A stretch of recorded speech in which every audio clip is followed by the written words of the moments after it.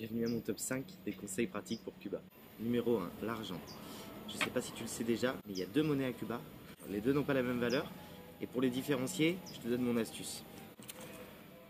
Donc d'un côté, peso convertible et de l'autre, peso non convertible. La différence, le plus pratique, tous les pesos non convertibles, toute la moneda nationale, tous les cubes ont un visage. Et les autres, pas. Conseil numéro 2. On va parler des cartes bleues. J'ai pas trouvé qu'il manquait de distributeurs. J'en ai trouvé à chaque fois, que ce soit à Trinidad, que ce soit à Vignales, que ce soit à La Havane. Par contre, tous les distributeurs n'acceptent pas toutes les cartes bleues. Les visas sont beaucoup mieux lotis que les Mastercard. Et je te conseille aussi de partir avec un peu d'argent pour le premier transport, pour les premiers repas, peut-être pour la première nuit. Mais après, tu peux très bien t'en sortir avec une carte bleue. Conseil numéro 3, je voudrais te parler des transports. J'ai longtemps hésité avant d'y aller à fonctionner en bus ou en taxi collectif. Et après l'avoir fait, j'hésiterai pas une seule seconde, le taxi collectif à chaque fois. J'ai quasiment pas payé plus cher que le bus. Il y a des trajets où je pense avoir payé moins cher. Ils sont beaucoup plus flexibles. Ils viennent te chercher à ta casa, ils te déposent à ta casa et le trajet est beaucoup plus agréable.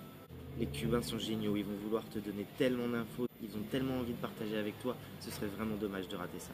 Ok, conseil numéro 4. Ne programme surtout pas toutes tes journées à Cuba, même tes casas. Je vais te donner un exemple. J'ai été à Trinidad et en partant de Trinidad, on visait Vignales, pas de casa de réservé, et la casa dans laquelle on était nous a dit qu'elle connaissait deux personnes. Elle nous a donné le choix entre une casa en plein centre-ville et l'autre casa à 10 minutes du centre-ville à pied, à peine excentrée, mais avec une vue sur toute la ville. C'est celle que j'ai choisie et je regrette absolument pas. J'aurais jamais été capable de trouver une casa comme ça sur internet. Réserve-toi ta première casa dans la première ville. Note les activités que tu veux faire, mais laisse-toi toujours une marge de manœuvre. Les casas vont te proposer des tas de choses. Alors effectivement, ils vont toucher une commission de ça, c'est logique.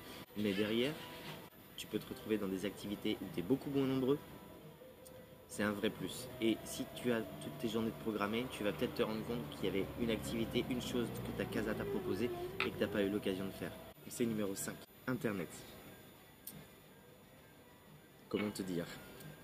Si tu comptes envoyer une photo sur Instagram, donner un message sur Facebook et appeler ta mère en même temps sur WhatsApp, laisse tomber. Alors comment ça se passe ? Tu vas aller acheter une carte comme ça chez Etexa pour pouvoir te connecter. Derrière, tu vas retrouver un numéro d'identifiant, un mot de passe que tu dois gratter et avec cette carte-là, tu auras un accès au Wi-Fi ouvert de la ville.